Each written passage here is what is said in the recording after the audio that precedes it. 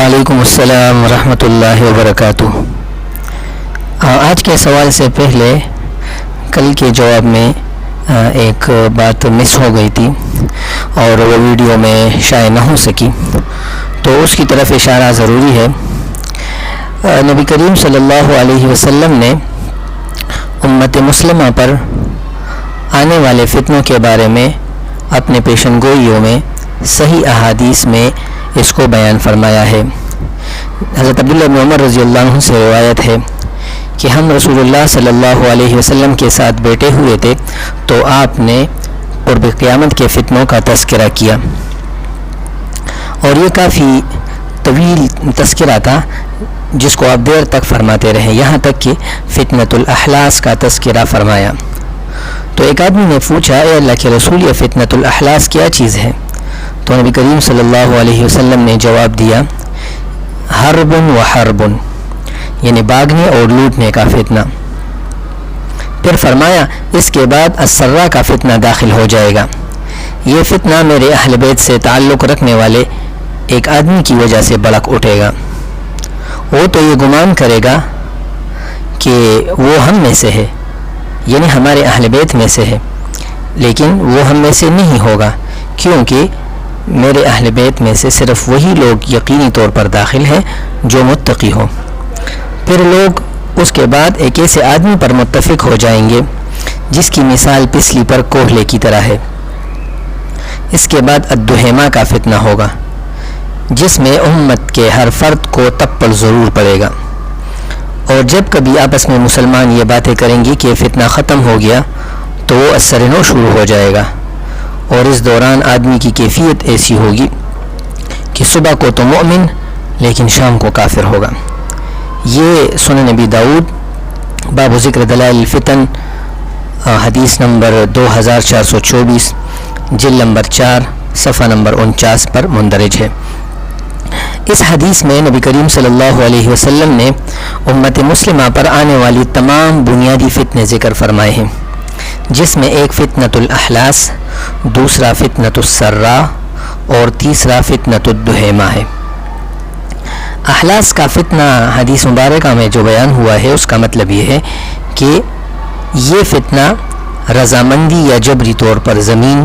مال و اسباب، دل و دماغ پر قبضہ کر کے لوگوں کو نسل در نسل اپنا غلام برقرار رکھنے کے لیے ہوگا، جس کا دورانیہ طویل ہوگا، اور جو ایک وقت میں تو جاری ہوگا، دوسرے وقت میں وہ خاموش ہو جائے گا، پھر جاری ہوگا، جسے کہ نعیم بن حماد نے کتاب الفتن میں حدیث نمبر 98 صفحہ نمبر 55 پر اس کو درج کیا ہے۔ آپ صلی اللہ علیہ وسلم کی وفات کے بعد فتنہ ارتداد شروع ہوا، اور پھر حضرت عثمان رضی اللہ عنہ کی شہادت کے دوران میں وہ شہادت ہوئی، بعد میں حضرت عثمان رضی اللہ عنہ کے آخری دور خلافت میں ان کی شہادت بھی ہوئی، وہ فتنہ اٹھا۔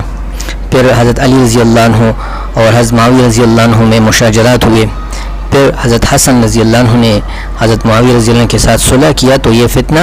تھوڑے زمانے کے لیے موقوف ہوا، لیکن بعد میں یہ فتنہ جب بنو امیہ، بنو عباس اور سلطنت عثمانیہ کی خلافت میں یہ فتنے وقتاً فوقتاً جاری ہوتے رہے۔ دوسرا فتنہ خوشحالی کا فتنہ ہے، یعنی مال کی کثرت، اور اس کے بارے میں فرمایا کہ یہ فتنہ ایک ایسے آدمی کی طرف سے شروع ہوگا جو بظاہر تو یعنی اہل بیت میں سے ہوگا، لیکن متقی اور پرہیزگار نہ ہونے کی وجہ سے وہ اہل بیت کا کما حقہ حقدار نہیں ہوگا۔ اس کے بارے میں محدث خلیل احمد سہارنپوری نے بذل المجہود شرح ابی داؤد میں اسی حدیث مبارک کے تحت لکھا ہے، والذی یظہر لی انہا ہی الفتنہ التی حدثت فی رمضان سنہ 1334، یعنی محدث رحمت اللہ علیہ کے نزدیک اس حدیث مبارک کا مقصد یہ ہے کہ یہ مصداق 1334 میں پورا ہوا ہے۔ اس فتنے کو السرا کہنے کی وجہ یہ ہے کہ شریف حسین مکہ جو ترکوں کی وجہ کے خلافت میں وہاں گورنر تھا، اس نے انگریزوں سے خفیہ طور پر یعنی سرن معاہدہ کر کے سلطنت عثمانیہ کو مکہ مکرمہ سے نکال باہر کرنے میں اپنا کردار ادا کیا۔ ایسے ہی اگر اس کو خوشحالی کا فتنہ کہے یعنی سرا، خوشحالی کا فتنہ کہے تو یہ بھی مراد ہو سکتا ہے، کیونکہ اس کے بعد یعنی نعمت اور خوشحالیوں کا دورانیہ شروع ہوا۔ انگریزوں کے آنے کے بعد جزیرۃ العرب میں بہت سی کامیابیاں بظاہر دیکھنے کو ملی، اور پھر بعد میں تیل کا ذخیرہ نکلا، اور عربوں پر جو مال کی کثرت اور یعنی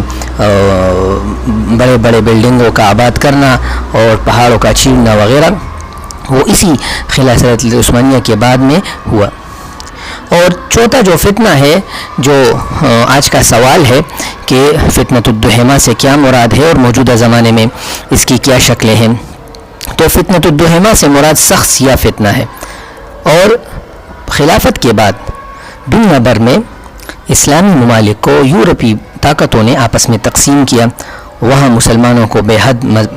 مظالم ان پر ڈھائے گئے۔ یورپی استعمار کا یہ سیاہ فتنہ اسلامی ممالک میں جب داخل ہوا تو اسلامی نظام کو ختم کر کے مسلمانوں کو قومیت، لسانیت اور فرقہ واریت میں تقسیم کر دیا اور ان کو کمزور کر دیا۔ چنانچہ گزشتہ صدی میں مسلمانوں کی کمزوری کے بعد انگریزی استعمار نے بر صغیر میں مغل بادشاہوں کی چاپلوسی اور خوشامندی اور رضامندی کے ساتھ 3 مختلف ادوار میں مختلف طریقوں سے ہندوستان کو لوٹا۔ پھر زبردستی اور ظلم و جبر کے ذریعے لاکھوں انسانوں کو بھوک و افلاس کا شکار کر کے پہلے ممبئی، پھر مدراس اور پھر کلکتہ کی تینوں بندرگاہوں پر قبضہ کر کے آہستہ آہستہ بر صغیر سے مال و دولت چوس چوس کر انگلستان پہنچاتے رہے۔ اور جب پہلی جنگ عظیم کے بعد یہاں سے نکلنے لگے کا ارادہ کیا تو ہندوستان میں تنازعات چھوڑ دیے اور یہاں ہندو مسلم کا تقسیم کر کے مسلمانوں کو اور بھی تقسیم کیا، اور یہاں کی جو صدیوں سے آنے والے متفقہ اقوام تھے ان کو بھی یعنی بے سر و پا چھوڑ دیا، اور ان کو ایک ایسے اختلافات میں ڈالا جس کی وجہ سے دونوں ممالک کبھی متفق نہیں ہوئے۔ ان کے ساتھ مذہبی، سیاسی، سماجی و معاشرتی اختلاف رکھنے کے لیے اپنے غلاموں کا ایک ایسا طبقہ چھوڑ دیا جو اب بھی یعنی مسلمانوں کو ان کی سرزمین میں ہی اسلامی نظام کا خواب پورا کرنے نہیں دیتے اور نہیں چین سے بیٹھنے دیتے ہیں۔ یہی مکاری عرب ممالک میں بھی کی گئی۔ خلافت عثمانیہ کے ٹکڑے کیے گئے۔ یورپی قوتوں نے پہلے تو عرب ممالک کو کاٹ کاٹ کر تقسیم کیا، پھر ان کے درمیان اسرائیلی ریاست کو قائم کر کے عربوں کے دل میں چھری گھونپ دی، اور عرب سرزمین میں پیدا ہونے والے تیل کو اپنی ہی کمپنیوں کے ٹیکے دلوا کر ان پر قبضہ کیا۔ پھر سستے داموں ان سے تیل خریداری اور اپنے من پسند قیمت وہ لگاتے رہے، اور پھر وہی پیسے اپنے بینکوں میں ڈال کر ان پر مختلف پابندیوں کے ذریعے ان کے اکاؤنٹ منجمد کیے۔ موجودہ زمانے میں حدیث میں بیان ہونے والے یہ سیاہ فتنہ مزید تیز ہوا جب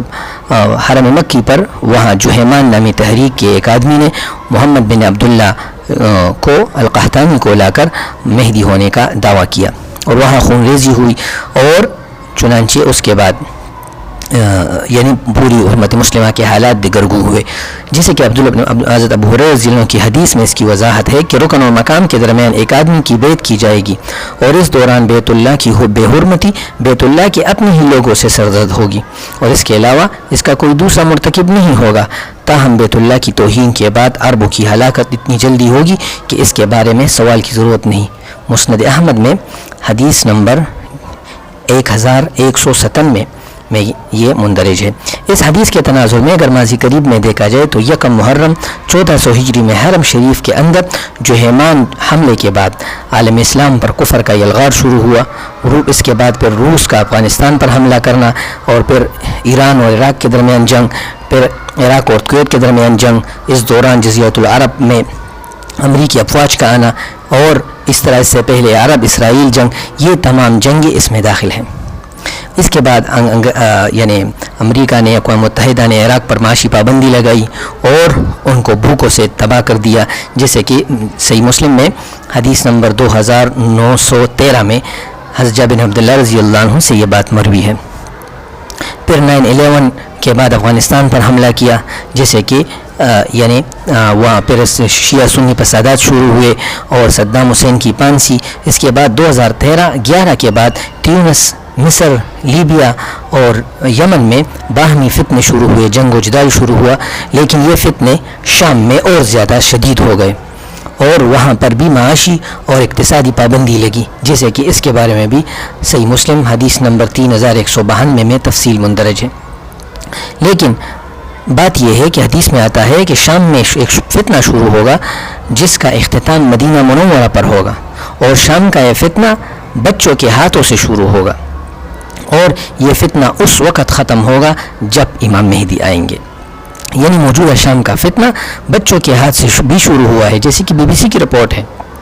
پوری دنیا اس کو جانتی ہے، اور اس فتنے کا خاتمہ امام مہدی کریں گے، جیسے کہ اس حدیث میں مندرج ہے، کتاب الفتن نعیم بن حماد، حدیث نمبر 797، صفحہ نمبر 833۔ اللہ تعالی ہمیں امام مہدی کی نصرت کے لیے توفیق عطا فرمائے۔ صلی اللہ تعالی علی خیر خلقہ محمد و آلہ و صحبہ اجمعین برحمتک یا ارحم الراحمین۔